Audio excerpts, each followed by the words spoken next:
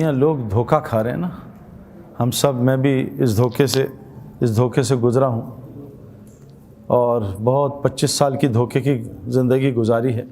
دیکھو میں آپ کو ایک بات بتاؤں، انسان کو آنکھ نا دھوکہ دیتی ہے نا، دھوکہ۔ مجھے 1989 میں نے گریجویشن کی، اس کے بعد کرکٹ کے فیلڈ میں 15 سال گزارے۔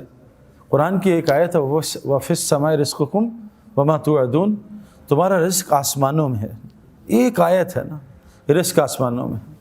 ایک میں نے 14ویں چاند کی رات تھی، میں نے تالاب کے پاس کھڑا ہوا تھا، میری نظروں نے مجھے دھوکہ دیا کہ چاند نیچے ہے، میں نے پانی میں ڈبکی ماری 89 میں۔